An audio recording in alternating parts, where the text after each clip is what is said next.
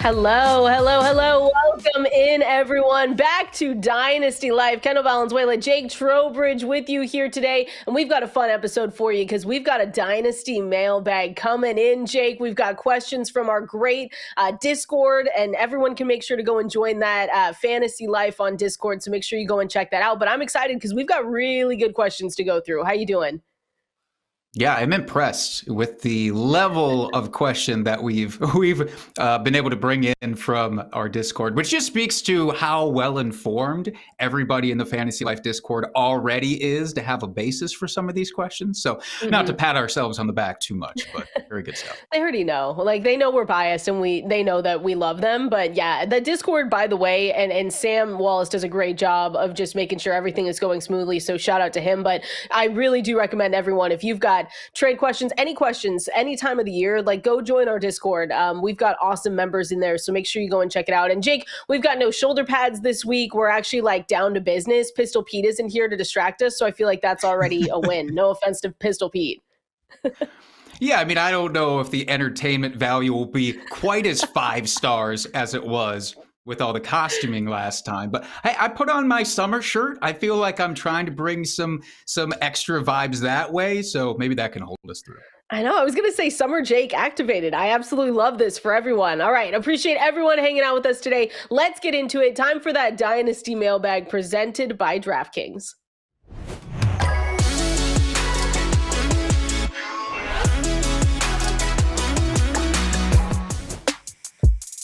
Shout out to the graphics department too, by the way, because that's a sick intro. So we might have to do this all summer long, Jake. So let's get started here with the questions that we got for this mailbag. Starting off the top, is Chuba Hubbard the long-term solution? His contract dictates since Jonathan Brooks is out for another year. I think this is a great question because last season, a lot of people I know were calling into SiriusXM, Jake. They were saying, hey, Jonathan Brooks, I want to get a piece of him. He's supposed to be back earlier rather than later. You know, we thought the best case scenario was like week 4. And unfortunately, it just didn't work out like that. Not only did he get pushed to the absolute limit that he could be a starter for last season, but then he went down with the same injury that cost him almost the full year anyway. So he is going to be out for the 2025 season. They've already placed him on the physically unable to perform list. So that just means there's no chance of him coming back for 2025. What does that do for you for Dynasty? You know, first part is Chuba Hubbard. Is that the long-term answer for you? And I'm curious, Jake, what you're going to do with any Jonathan Brooks shares that you have as well. Yeah, in Dynasty, one of the big mottos is, we follow the money because contracts mean so much to us in the long term, way more so than in redraft, obviously. And they paid the man $33 million over 4 years to Chuba Hubbard to say, hey, we believe in you. You're going to be our guy. That's what that contract says to me. So I'm not worried about long term whether or not he will be the quote unquote guy in the Carolina backfield. I guess my question is more of how much do they want to keep their asset sort of safe and secure? How many touches do they want to cede to somebody else in that backfield? We know Rico Dowdle is there. People were kind of down on Rico Dowdle last year. I don't know if people really know how well he did in Dallas last year. Yeah. I think he's kind of already an afterthought. So I don't think that he's just going to disappear into the background.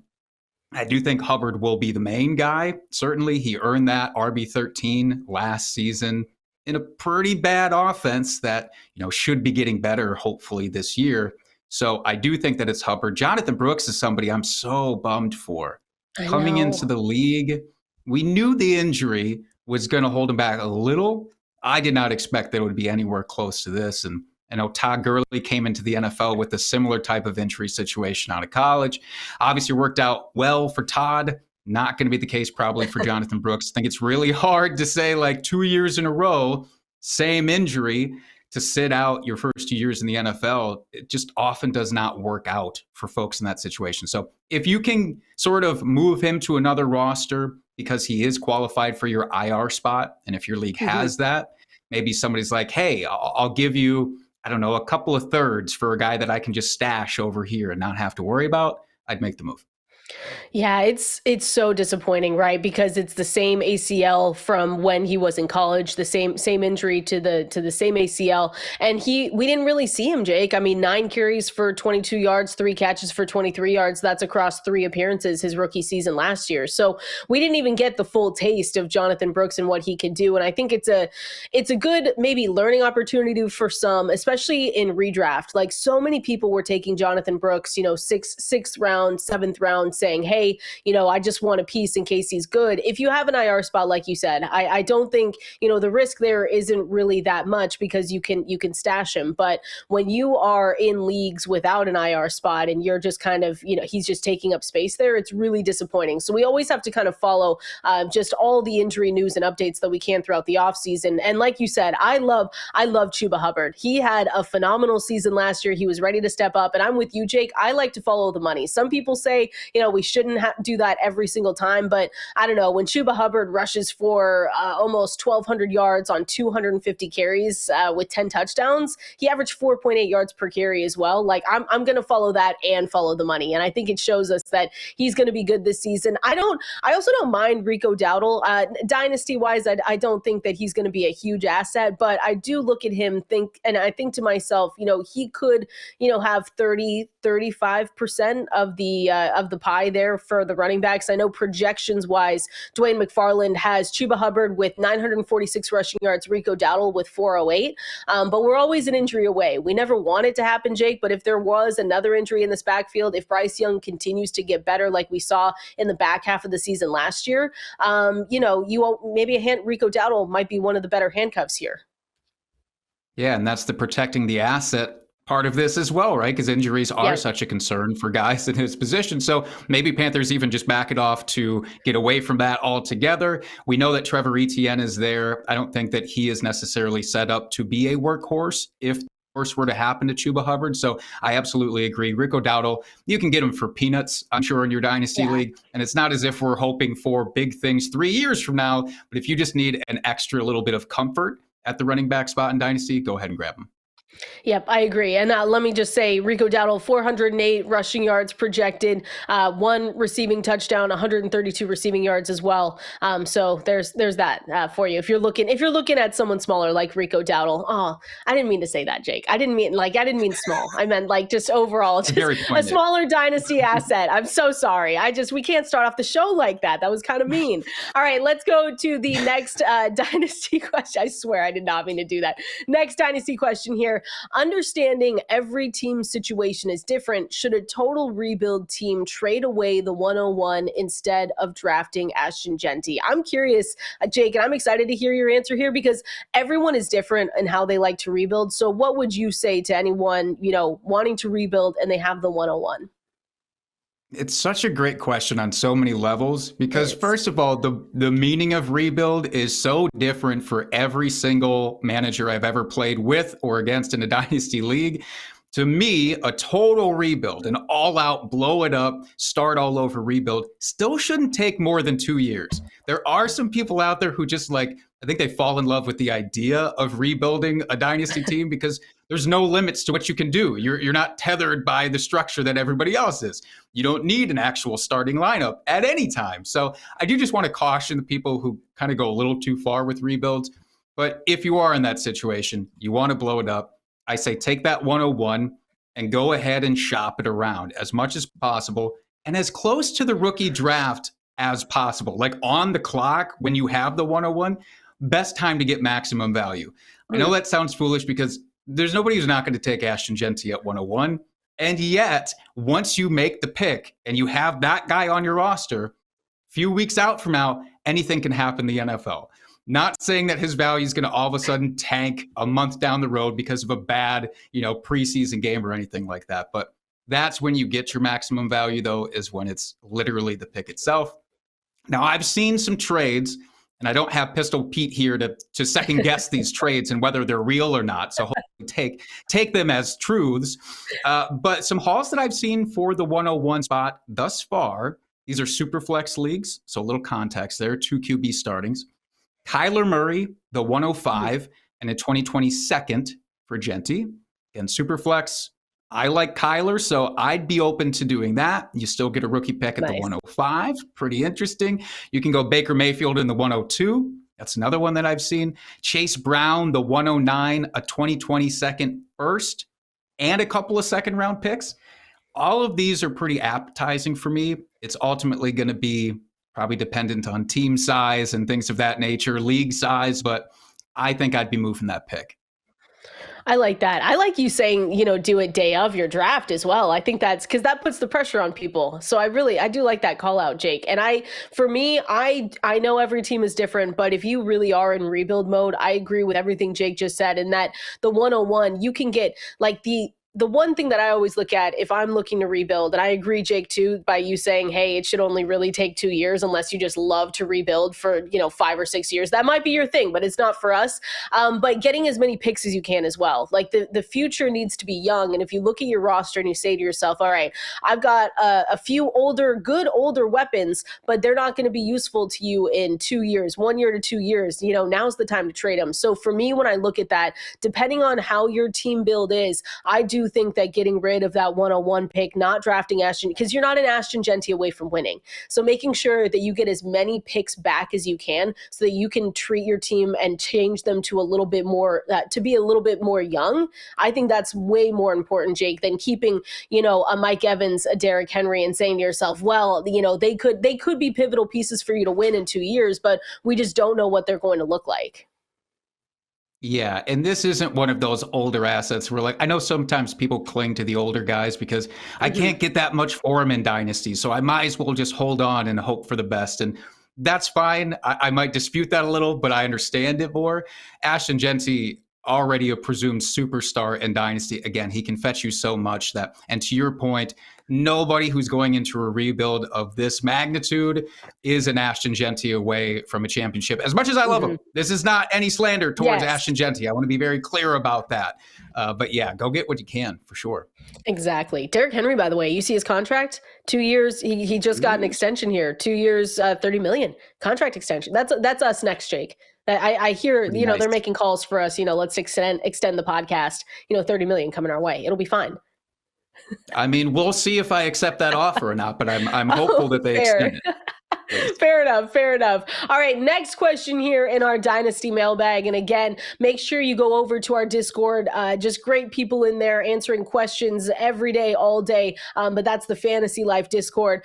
Asking here, Jake, about Kyle Williams and the hype. Real or fake? And how does he move up past Javon Baker, Booty, and Douglas? What do you think here? Is there that much hype for Kyle Williams? I might just be out of the Kyle Williams hype orbit at this point. Because like everywhere I've seen him, he's going towards the back half of the second round in rookie drafts, falling to the third oftentimes as well. So I don't know that there's a hype train. I think it might be more about how bad the Patriots pass catchers were last year. Stephon Diggs, iffy health. Where it's like, well, we need somebody obviously to come in and absorb some targets. It can't all be Hunter Henry. So I think part of it is that. Part of it is just that this is a weaker wide receiver class. And I think that that's going to propel him up some boards. But I'm not expecting massive things for Kyle Williams. I do think he has the best odds. Probably him and Jack Besh have the best odds to just come in day one. And you start seeing some immediate production from them. I'm talking once we're away from the superstar level guys in your draft, obviously. Yeah. So, like Kyle Williams, I do think Javon Baker hasn't really shown much. I don't think Booty's really shown much. Some of these guys have just been dealing with injuries, so we do have to, forgive a little bit that lack of production. But I don't see why he couldn't slot in as the immediate wide receiver 2 on the Patriots. He wouldn't go above Stephon Diggs, though, certainly, right? We're not at that level of hype, are we? No, I'm not. If people are, then I'm with you. Maybe I've missed the hype train, but I understand it, right? Because if you're looking at, the Patriots and saying to yourself, well, this is really exciting, and Kyle Williams could be someone that goes in right away. I understand that. And you think to yourself, okay, Drake May is going to continue getting better and they've got a new coaching staff in there. I can understand it. But you can see on the screen right now for the supermodel profile from Dwayne McFarland, like he puts into the effect the draft capital. He's got the production rating, but still comes out to more of a wide receiver 9 in the rookie supermodel rating. And I think that's where we're going to be looking at it, Jake. Like, as much as I like to be an optimistic person too, and say to myself, well, there's a path here. It's really rare. It's really hard for like one of those third round receivers to make major contributions during their rookie season. And again, anything could happen, right? He could really jump into that wide receiver 2 role. Drake May could take that huge step forward. And we're looking around saying to ourselves, why didn't we see this coming? But I do agree, like Javon Baker was bad. Jalen Polk was bad for what it's worth too. Like Baker, like his rookie year, he got one pass for 12 yards. Like it wasn't good. Like nothing was good there. So I can see a world where in week 10, we're looking around and saying, all right, Kyle Williams is coming up big for fantasy. But I think, if you're willing to wait, it's going to have to be a patient game with the dynasty standpoint. You're just going to have to wait and be a little bit patient and see what he comes out to. Because again, those third round receivers, the playing time, everything that comes down to it is going to be tough for him to get you anything his rookie season. But I could see people being excited. I think the hype is more, is like real, but right in the middle, Jake. Like we're not sitting here saying you have to get him with everything that you can. There's 8 better receivers ahead of him in a bad receiver class too. I want to say that again. Like this was not a good receiving class. So even if we say wide receiver 9 from the rookie supermodel, that means there's 8 better ahead of him, and it was not a good class anyway. So that just to kind of put it all into the light together, like he's good, and maybe there's a path there, but don't spend a lot to try and go get him. And I should say real quick, just to make sure that the hype train stays rolling, even though we've been tampering it down a little bit, I did see that Steve Smith made a comp to Kyle Williams, and he comped him to Steve Smith. So if Steve Smith says that he's the next Steve Smith, who the hell am I to argue, I guess? So I would still personally temper my expectations, but there you go. There's some fodder. All right. Well, maybe we need to get on the hype train. Maybe that's something like in a couple months we'll come back and be like, hey, anything can happen, Jake, too, by the way. Like training camp, how people always come in, they're in the best shape of their lives, and they jump on the depth chart. So that's, it's something that if you're not doing your rookie drafts right away, it's something you could wait for. And you could wait for training camp and you could say to yourself, well, I want a piece of this guy because he's obviously jumping up the depth chart. Just something to watch out for. But we've got more Dynasty mailbag questions here presented by DraftKings coming up.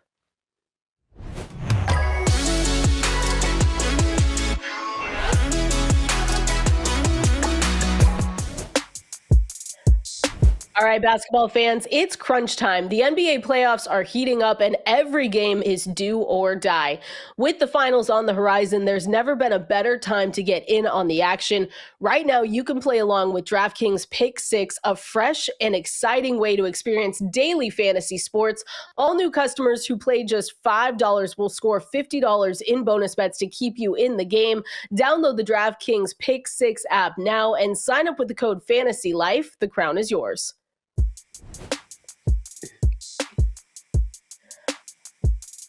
All right, Jake, we are keeping the Dynasty mailbag train rolling right here. And again, shout out to everyone that sent us in questions. Go and join our Discord over at Fantasy Life over there. Getting into some of these, I'm excited for these ones because I really like to know what people are thinking when it comes to just who you should keep. So full PPR keeper, Bucky Irving for a 10th or Ladd for an 11th, Jake. Where would you go between the two? Keeper leagues are so interesting because it's just a hair towards Dynasty, right? We're only looking really forward to this year. Of course, you could extend them or keep them longer. But when I look at this, I just look running back versus wide receiver. I look at 2 guys who are in very similar tiers at their respective position as well. So to me, I try to forecast and I go, could I get a running back in those later rounds that could be sort of the next Bucky Irving in terms of production? Maybe. Decent chance at least. Could I do the same for wide receiver? I don't think so. So I'm going to stick with Ladd in the 11th just because of the sort of later round scarcity of the position, I think. Would you be going with King Bucky? No, I agree with you with the lad. And I don't know why I thought you might be going for Bucky, but I'm the same way where first I like to look at value and lad in the 11th is insane value there. So I always like to look there first. And Bucky Irving, don't get me wrong, I love Bucky Irving, but a shelf life when we're looking at first of all a running back, we've already seen a little bit of talks. I think Ian Hartitz wrote an article, just hyping up a little bit more Sean Tucker. So there's always room there for maybe someone to sneak up behind them. So that's the one thing that I look at with Bucky Irving. I love him, for redraft, but when we're talking about keeper leagues and we're talking about dynasty, I think it gets a little bit different. And for Lad McConkey, like Jake, Lad McConkey, I had to reevaluate how I looked at him, especially after the NFL draft, because I have said before, I thought that team was going to go out and get a receiver like Devontae Adams and bring him onto the team, and they didn't. And then I thought, okay, they're going to spend significant draft capital during the draft on a rookie receiver, and now Lad's going to have to compete there. They didn't really do that either. So for me, Lad McConkey, for everything he was able to do, a little over 1,100 receiving yards, and just really being efficient with the production that he had, I was so impressed with him.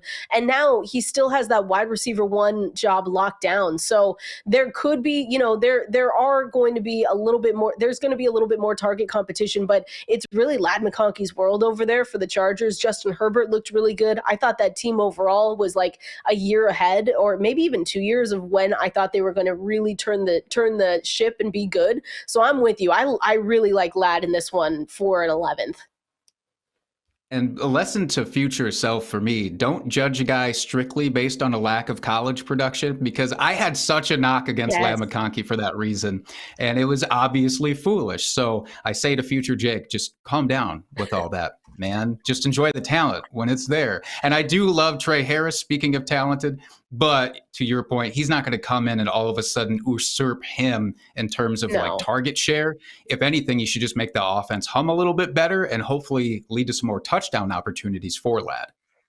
Exactly. And I'm with you. I like Trey Harris. I think he can easily beat out, Quentin Johnston. I think that Mike Williams is still going to be involved, but that wide receiver 2 role, that's really what they brought Trey Harris in for. And I think we talked about it a couple weeks ago, but I said Trey Harris hit the landing spot lottery because really the path for him to have significant targets and good volume and a good offense is really high. And again, you only have to beat out Quentin Johnston, who can't catch anything, and then Mike Williams, who's just another year older. So I really like it. But let me just say this so we can go back to Bucky Irving. I love Bucky Irving. Like Bucky Irving, especially when we're talking redraft coming up here, Jake, in a few months, like I want to get any piece of him that I can. I think that's an offense where Baker Mayfield, even though he has a new offensive coordinator again, like we can't keep looking at Baker Mayfield in this offense and saying, oh, well, they're going to come back down to earth. So I love the offense. I'll want Bucky. If you are a Bucky dynasty manager right now, you're probably going to continue being very happy for the next couple of years. Absolutely. Neither of these guys are bad. Let's just say that. No, also, I'm fine with both options. If you can somehow finagle that with your commissioner, just try to get both. Perfect. Let's go over to the next question here. Which Chiefs rookie should I prioritize in drafts? Jalen Royals or Brashard Smith? Who are you going with, Jake? This is so hard because honestly, I'm not as excited as I should be for either of them. I know because of the landing spots, we should just be excited in general because they're a Kansas City Chief and the fantasy output is always great for Kansas City Chiefs. Is it though? Has it been recently outside of Travis Kelce? And last year, I think the running back room was the toughest thing because Isaiah Pacheco had the job. And then, of course, he gets injured. And then Kareem Hunt takes over and has the job until Pacheco comes back, and then it's just gross, and you didn't want either of them. So is Brashard Smith going to sort of leapfrog both of them? Doubtful. I guess what you're banking on is the fact that Kareem Hunt's fairly old, and Pacheco with the injury might not be his regular self, so there's probably not a lot of interference to him potentially getting some big run. So I'm going to go with Smith because Jalen Royals, to me, still seems a little too raw, and I don't know what we can bank on for the next couple of years. I'm actually going to go, I'm going to go Jalen Royals on this one, only because I'm looking at it and thinking maybe, Hollywood Brown's coming off his injury and he's another year older. We never want injuries, but that's always, once they start showing us that, Jake, once they start giving us examples, that's what Dwayne McFarland said with the receiver age cliff, is just, you always want to start looking at examples that they give us. So that makes me a little bit worried. And I don't know where we're at with the Rashee Rice, suspension. He's going to get suspended at some point. We thought maybe it was going to be in 2024. Now it's been pushed, and maybe it's not even going to be in 2025. But I'm just looking at that and saying to myself, all right, well, there's two players right there that we have a little bit of a question mark for. So I agree, though. Jalen Royals, he's a great athlete, but he's a project. He's not going to be someone that comes in right away and we say, oh my gosh, he's producing right away. The connection with Patrick Mahomes is right there. But Patrick Mahomes, if you're going to put him as a project with any quarterback in the league, Patrick Mahomes is probably going to get the most that he can out of him very quickly right away. So again, he's not someone that we're projecting, wide receiver 3 upside. It's not even close to that. But he does have really good focus. He's got good concentration. He's got the strength profile that we like. And I just think with their receivers there right now and how much they want to continue winning and getting that Super Bowl, Jake, so that Travis Kelce can freaking retire, they're going to try any avenue that they can. And so, just watch out for the Rashee Rice, if he gets suspended this year. And then Hollywood Brown, I'm excited to see him this year coming off that injury. He got in a couple games at the end of last year, but those are the two things that I'm looking at that I think Royals, again, a project, could be good later down the line, hopefully. Travis Kelce in the best shape of his life, by the way. Just putting that out there. I saw him pump that on social media, so it's all going to be Travis Kelce anyways. Aren't they always in the best? I saw Nick Chubb, bench pressing or something the other day, so he's back too. Maybe we should get all back in on some of these guys. They're always in the best shape of their life, Jake. What are we doing here? All right, let's continue on here. Who is the Bengals backup running back to stash? That's a really good question, because Zach Moss went down last season. And really, Jake, that's why we saw Chase Brown do what he did. Zach Moss went down with a season-ending neck injury, and there was really no one else back there. And that was wheels up for Chase Brown, who, for fantasy managers all over, you had to be a little patient with him, but it finally happened. And he gave you excellent production, excellent fantasy value over there. So between Zach Moss, Samaje Perine, is there anyone that you're trying to stash? Yes, for sure. And this is one of those backfields where it's so important to have the right answer, because as we saw with Chase Brown last year, the Bengals don't care about splitting work. They don't. If a guy is really good, he's just going to be out there constantly. He's getting all the touches. They're not going to be like, well, we got to watch him. Let's give 20% to this other schlub. They're not doing that. So if we can nail the backup here, and again, if the worst does happen to Chase Brown, we say it a lot, but league winner. It's an actual league winner if that happens. I myself don't normally like outing day 3 rookie running backs. That's why I've scrubbed everything I ever said about Monty Vidal from the internet last year. But Taj Brooks is really, really interesting to me, almost by process of elimination. You mentioned Zach Moss. Zach Moss was really good. Zach Moss has also been in the league for 5 years, just barely over 3,000 total yards in that time. And a lot of it is due to injuries. And now he's racked up another one with that neck. So he's really hard to bank on, certainly. Samaje Perine is like 95 years young in that backfield. And he put up like 400 total yards in a Chiefs backfield that we just talked about being kind of decimated last year. So he could have stepped up and been the hero, but they clearly didn't trust him. So I don't think that the Bengals are going to trust him. I'll give it to the young guy with Taj Brooks. Ooh, that's a good one. So where do you rank him, like Taj Brooks, if we're talking Bhayshul Tuten, Jaden Blue, Cam Scadaboo? Is he kind of at the end of that list for you? I knew you were going to put Cam Scadaboo in there just to try to trip me up and say that I was going to rank Taj above him, but I wouldn't do that, not while on a podcast with you. I will put Taj Brooks, though, firmly ahead of the other two. Even Jaden Blue, I know he's been something of a darling. I might be just foolishly thinking that Javonte Williams with a fresh start in Dallas will be better than he's actually going to be. But Taj Brooks, again, because of the workload that we would expect him to inherit, he leapfrogs the rest of them. Scadaboo's different because I could see him being day one, just a split back with him and Tyrone Tracy. So I don't want to forego immediate production for kind of a what if handcuffs situation there. But for the rest of them, I would. And you're right though, like this situation for the Bengals, we don't want anything to happen to Chase Brown, but Jake, Adam and I talk about this all the time on Sirius XM. The lack of running back injuries last season was shocking. In a good way shocking, but for zero RB drafters, it was even more shocking because I was looking, for me personally, I was looking at the Saquon Barkley managers. I had good amounts of Derrick Henry, but even then I was like, I should have gotten more. Like they just did not go down with injuries last season. And I don't think that we can bank on that happening again. And again, we don't want injuries. You're going to hear me say that this whole show. We don't, but that just means these second running backs, these second, third running backs on the depth chart, we're going to have to start paying attention to them. So with this question, like Samaje Perine, it's gross. They gave him a 2-year deal that's worth up to $3.8 million. I'm with you. I don't want to go back to Zach Moss because I just think that injury was so severe that maybe he's not going to come back and be able to play the same way. You never know. But I'm with you on the rookie. And then I think in really, really, really deep leagues in redraft, I'm going to look at Samaje Perine as well and just maybe a flyer. Maybe just say, all right, if this works out, it works out. And if not, you're not going to spend a ton on him and you can just, ship him off. But these rookie running backs, for as big and deep of a draft class as it was for these rookie running backs, the Jaden Blues, these other guys, the Tajes, like it feels like they're going to be impact players sooner rather than later. And that's what we want a piece of.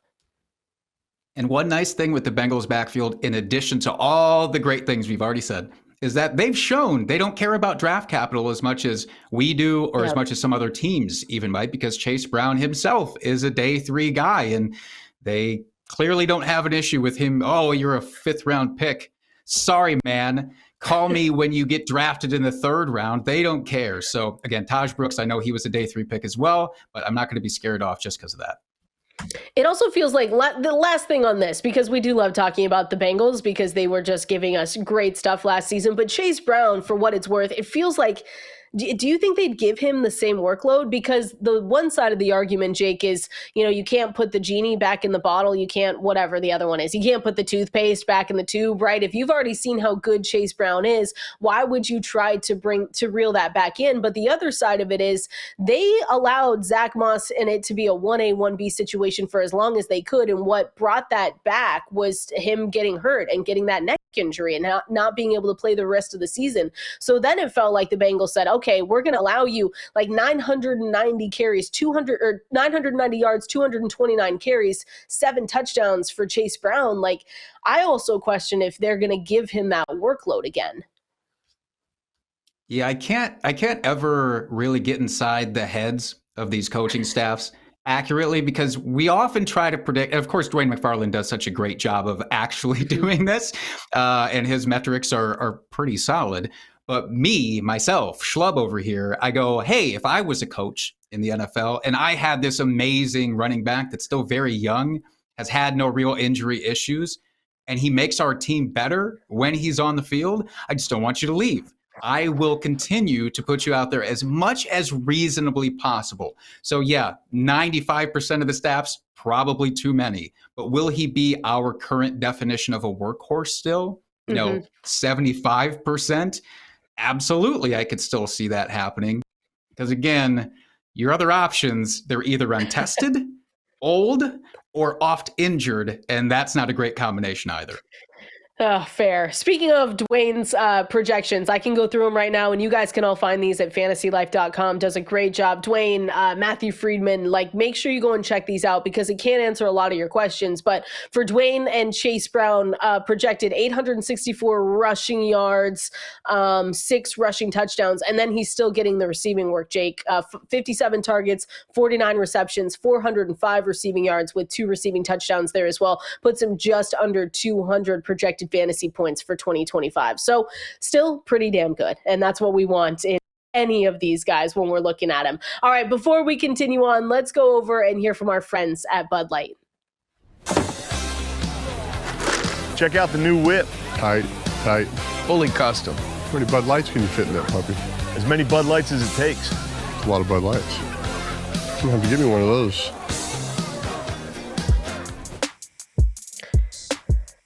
Continuing on with our Dynasty mailbag. Shout out to everyone that sent us some questions in there. Again, Fantasy Life Discord. That's where the party is. That's where you want to go to have a little bit of fun all season long, all off season long, all year long, Jake. Really, that's what we do because fantasy and the fantasy season never stops. So continuing on with this Dynasty mailbag.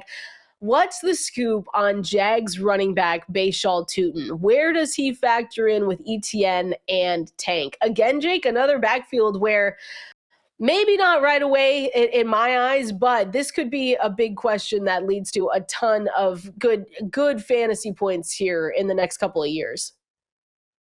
Yeah, and much like with Cam Scadaboo, I have to be careful about what I say here in case Thor Nystrom is listening in to this, because I know he loves King Tuten so much, and so I would never disrespect that. I do want to say we've talked about a lot of other rookie running backs to this point that I think I'd still be a little more interested in than with Tuten. And it's not because of him necessarily talent-wise, but it is that really frustrating trying to get into the head of a coaching staff. And with the Jags especially, I'm concerned that we're going to see like a 33 split with these guys. Up until ETN is traded, which I kind of do hope happens for himself and for fantasy managers trying to sort this stuff out. I could think of a couple of great landing spots for him where he could actually be relevant again for fantasy or extra relevant for fantasy. I don't see me wanting a piece of any of this backfield. In redraft, yeah, if any of them falls long enough, you get into double-digit rounds. Of course, everybody's an option at that point. For dynasty purposes especially, geez, I like Tuten, but again, the draft capital wasn't so high where you go, well, they're clearly investing a lot into him. And, I do think Tank Bigsby looked pretty darn good last year. If I was them, if I was a coach, I wouldn't turn away from that too much. So I think we're unfortunately seeing a guy who's going to be relegated to kind of not scat back work, but a scat back workload, if that makes sense, where you better hope that he is ultra efficient because I don't think he's going to see the work to otherwise be great for your fantasy team.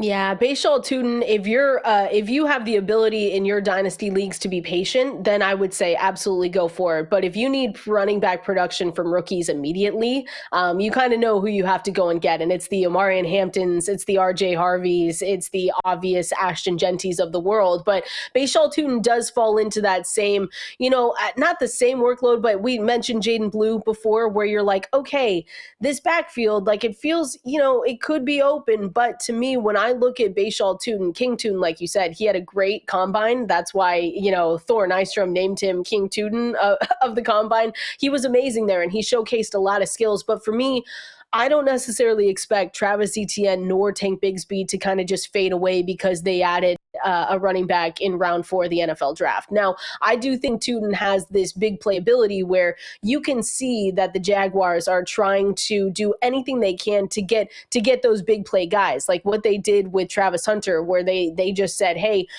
their general manager, second youngest GM in NFL history, is wanting to take big swings. And that's why I think Bhayshul Tuten does fit on this team. But again, I don't think Etienne, Bigsby are going to go away necessarily right away. So when you look at it, he's slated right now 30% of the rushing attempts, 25% route participation rate. And so for me, that's like his ceiling is an RB4. And that's not something you want to bet on right away. That's 11.8 fantasy points per game in Dwayne McFarland's projections for, his ceiling.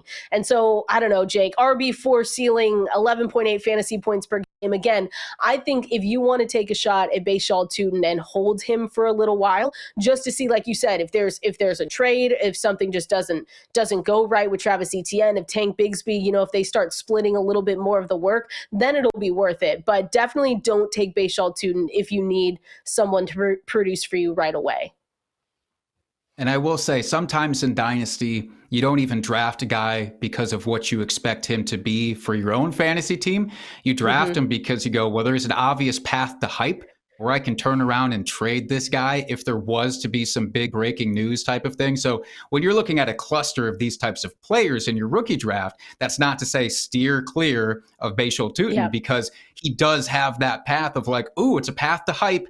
if this thing happens, then all of a sudden I can get twice what I put in from somebody else who now doesn't have to absorb the risk. So that's sometimes worth it to do as well.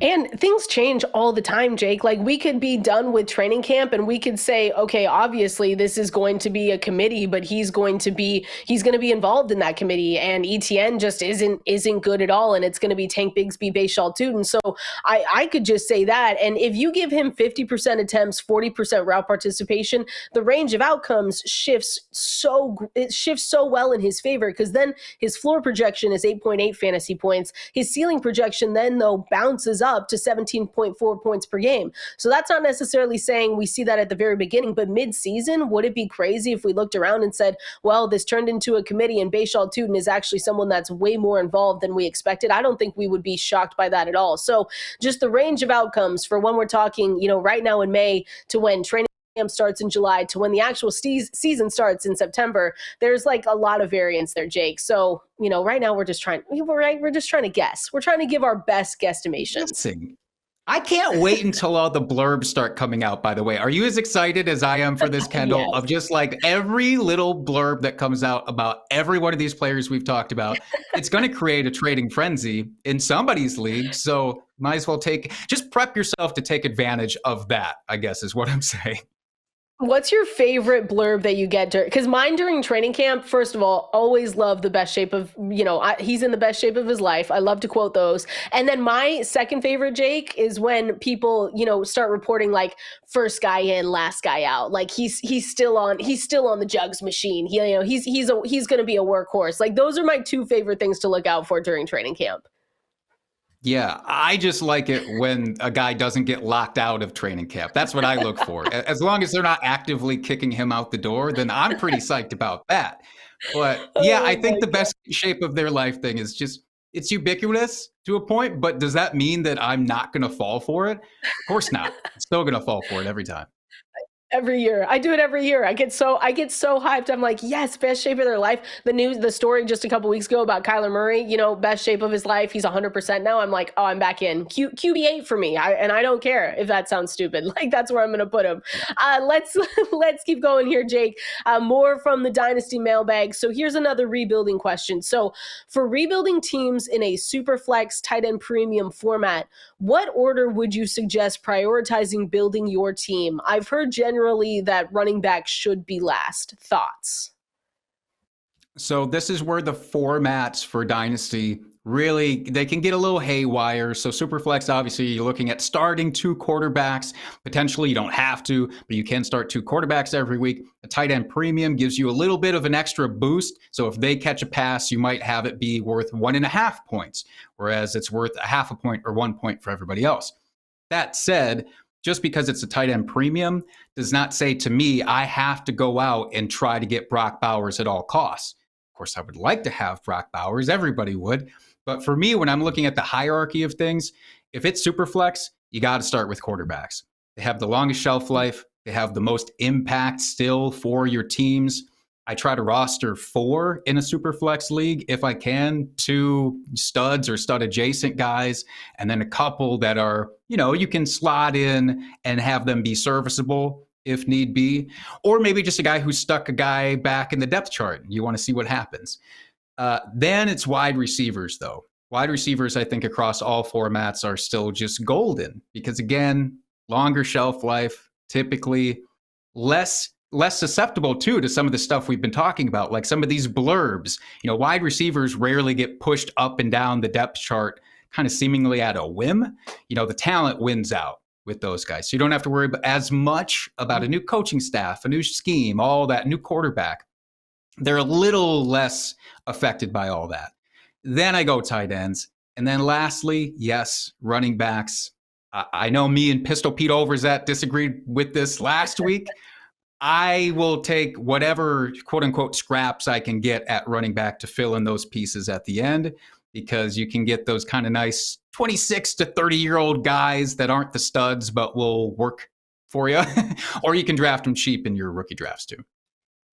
Yeah, quarterbacks, especially if you're talking super flex. I know some people will say tight end premium. I want to go get, like you said, the Brock Bowers, the Trey McBrides, the Sam Laportas, because that's just going to make a difference. And it will make a difference. But to me, the first step after selling, because that's the one thing, like you just need to, I hate when people, and I see this often in dynasty leagues, when they are kind of like 1 foot in, 1 foot out on the rebuild. Like if you're going to be rebuilding, I think you need to like come to terms with yourself, look yourself in the mirror and just make direct eye contact and say, if you're going to be in full rebuild mode, you need to just go for it all the way. So like we said earlier, Jake, making sure you sell, and making sure you get younger is just really important to do that, because that's when you don't do that and when you're just halfway in, halfway out, that's when it takes 3, 4, 5 years to finally get on that winning team. You just need to either be all in or all out on it. And so I think getting younger is important, but the quarterbacks in those super flex leagues are the ones that you want to target early and often. And then, like you said, tight ends and then wide receivers, running backs at the end, especially because running backs, it's always so interesting when we look around and you had a year like last season where all these running backs went to different teams in free agency and they were actually successful. Sometimes that just does not happen. We see these running backs that are getting older get shipped off to other teams and we say, all right, well, that career is kind of like the better parts of their career is in the rearview mirror and the better parts of their play. But with receivers, it's an interesting conversation because it's a little bit different where you have, now the DK Metcalf's going somewhere else. You've got, the Stephon Diggs and the AJ Browns, which we've already seen still play at a high level, the Devontae Adams. So that's why I think, quarterbacks, receivers, tight ends important, and then you can go get those running backs. But again, I just think it's really important though, Jake, if you're in rebuild mode, like just be in rebuild mode. Don't try to keep 1 foot on the gas, 1 foot on the brake, because it just really never works out that way. I'll do you one better, Kendall. Don't even have a startable lineup if you are in full rebuild. That's why I say running backs, wait until the first day that you are actually competing. Like wait until the start of the NFL season where you're like, I have a chance. Then go send some trades for running backs. All right. Don't do it anytime before then. I only half kid about that. But don't worry so much about like, I've only got one running back. Who cares? Who cares? You're not trying to win anything right now. And in fact, it could actually help you win even less to not have those guys. So yes, I 100% agree with you. All right, let's hear from our friends over at Bud Light before we continue on. Check out the new whip. Tight. Fully custom. How many Bud Lights can you fit in that puppy? As many Bud Lights as it takes. It's a lot of Bud Lights. I'm gonna have to give me one of those. All right, more Dynasty mailbag questions for you right here. Kendall Valenzuela, Jake Trowbridge with you. All right, Jake, Justin Herbert and the 208 or Tet McMillan and Travion Henderson. 14-team league. Team giving up Herbert has Kyler Murray and Caleb Williams. Ooh, okay. What do you think? So I would be very curious to know if this is super flex. I'm going to assume this is not a super flex league. I'm going to play like it's a one quarterback league. Okay. Is that fair? Okay. Yeah, I think that's fair. Because I think that's fair. If you've already got your couple of guys in a 1 QB league, for me in 1 QB dynasty leagues, give me 2. Utah, give me 2 guys at max. I don't want to overstuff my lineup with them. Totally reverse of super flex. In this situation, if it is 1 QB, give me Tet and Travion Henderson. Both of these guys we've talked about in previous episodes that I love the landing spots, I think, for both of them, and the long-term outlook for both of them are massive. The 208, on the flip side of things, not that exciting to me. Yeah, there's some guys, again, you could get a Kyle Williams that we talked about earlier, a Jack Besh, that level of player at the 208, but I'm not going to factor that in too hard here. So to me, it's Tet and Travion. If it's super flex, ignore everything I said and just take the quarterback probably. But in 1 QB, that's what I would do. Yes, if this is super flex, because I was going to say, I was looking at this from a super flex angle and I was like, this isn't even a question. And then that's why I sat back and said, maybe this isn't super flex, because then if it's 1 QB, it does make the conversation a little bit easier. Now, if you have because here's the thing, Jake, Justin Herbert, for all that it's worth, has just continued to get better. So if you have a quarterback and you look at our rankings and you have a quarterback that might be, a little bit older, a little bit lower in our rankings, then I think we can have a conversation. But I'm with you. Ted McMillan is going to get a ton of volume, and that's what we want to chase in fantasy football. And TreVeyon Henderson, the same thing. Like when we project TreVeyon Henderson at fantasylife.com, I still believe Ramondre Stevenson is going to be involved, but TreVeyon Henderson, it looks like his ceiling projection, 15.6 points per game, 9.9 is the median, and then the floor projection from Dwayne McFarland is 7.6 fantasy points per game. So I just think that he's going to continue to be involved. That is kind of a range of outcomes where you're like, I don't really like the floor, but just for me, Ramondre Stevenson, another year older, I think TreVeyon Henderson in the route participation department, especially like 38% to the 35% in favor of Stevenson. Like I think it's all right there for him to have a big year, and we just I love Ted McMillan. So any trades that get sent my way where he's involved, I'm like, I almost really want to take them. Don't be the person who just sees it and then smash accepts, and then you're like, oh no, I had to give up my family to get him. I didn't even see that. So I'm just saying, just be a little cautious. Do you like Ted? You like Ted? Not me. I like Ted or McMillan. Okay. I want to give up my whole feature just for Ted McMillan, though. I still want to keep it within the reasonable realms. I get it. All right, fine. But we still like Ted McMillan and TreVeyon Henderson together. We do like this one. Let's go last one here really quick. Oh, will the Seahawks be relevant this year? Receivers. Sorry, that's just me looking at it. Will the Seahawks receivers be relevant this year? Can I just defer? I really don't feel comfortable being put in this situation, frankly, and I don't like that the Discord people did this to me. They knew who I was going to be on the show with. They knew what they were doing. Jake, I don't know. Like my answer, and I hate it, is like, I hope so. But then again, we're talking about, Cooper Kupp, who's another year older. And like my thing with the Rams is that they had the option, right, to keep him.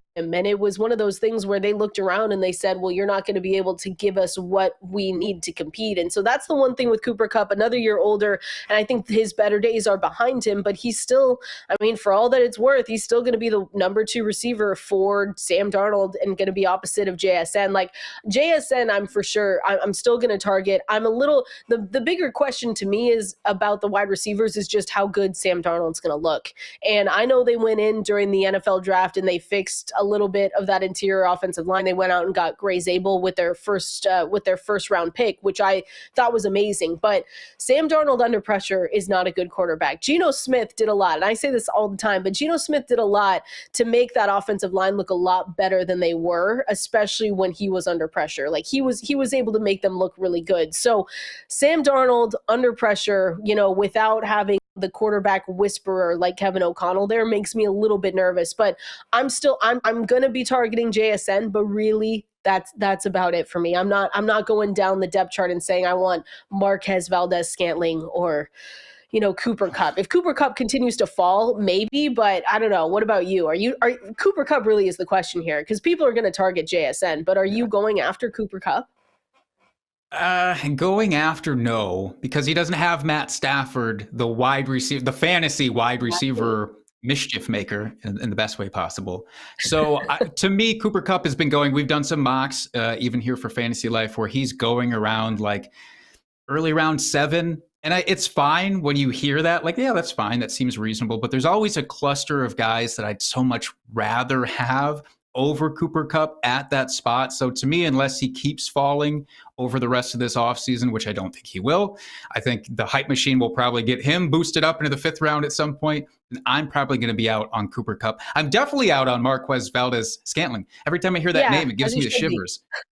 Yeah. Try being the supporter of that team and looking at the depth chart going, really? This is what we're doing? That's fine. It's not my organization, but whatever. So hopefully, there's the answer. Hopefully they are relevant this year, but we're really banking on JSN having a big season. Again, appreciate everyone hanging out with us here today and appreciate everyone that sent in those Dynasty questions. Make sure you go over to our Discord at Fantasy Life and you can get in on the action over there, and you can check out everything everything at fantasylife.com. Those projections that we were talking about today, our newsletter 100% free, and then of course all of our articles 100% free as well. So make sure you go over to fantasylife.com. Appreciate you all, and we'll see you here next time.